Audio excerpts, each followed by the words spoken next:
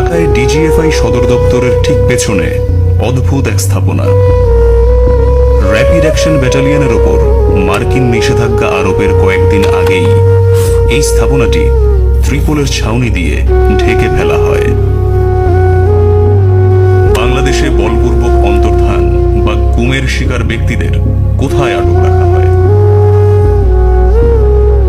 এই প্রশ্নের উত্তর খুঁজতে গিয়েই আমরা আয়নাঘর নামক এই গোপন কারাগারটির সন্ধান পাই।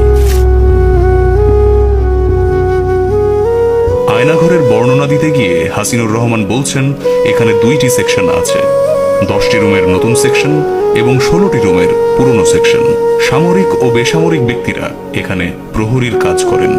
আর ফ্যান বন্ধ করলে আপনাকে আরেকটা জিনিস বলি, অনেক লোকের কান্নার শব্দ আসে, কিন্তু এটা ফ্যান ছাড়া থাকা অবস্থায় বোঝা যায় না। ফ্যানটা বন্ধ করলে কান্নার শব্দ শুনতে পাই। আর যখন টয়লেটে নিয়ে যায় তখনও ওনাদের কান্নার শব্দ শোনা যায় না। কারণ হলো ওই সময় আপনার ফ্যান বাইরে আপনার রুম থেকে যখন আমাদেরকে বের করতো চোখ বেঁধে, ওইখানে শব্দটা আরো বিকট হইতো। কোনো কিছু যাতে শোনা না যায় এবং ভিতরে কোনো শব্দটা বাইরে না যায়, বড় অ্যাডজাস্ট ফ্যান ইউজ করে, খুব বড় বড়।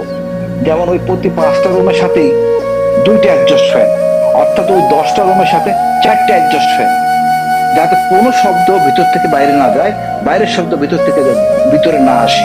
ওই রুমটা আপনার খুব ভিতরের জায়গাটা সম্ভবত 10 ফিট স্কোয়ার হবে, খুব উঁচা। আর রুমে আপনার কোনো জানালা নাই, একটাই দরজা, আপনার একটা গ্রিলের দরজা আর একটা কাঠের দরজা। একটা এক্সজস্ট ফ্যান আছে উপরে, আর উপরে একটা মাত্র লাইট ছিল একেবারে উপরে ছাদের মধ্যে। বাংলাদেশের সামরিক বাহিনীর সাথে সম্পৃক্ত একজন কর্মকর্তার মাধ্যমে আয়নাঘরের কিছু ছবি আমরা সংগ্রহ করেছি। আমাদের সংবাদ সূত্রের গোপনীয়তা ও নিরাপত্তার জন্য এই ছবিগুলো কখন কিভাবে তোলা হয়েছে তা আমরা প্রকাশ করছি না।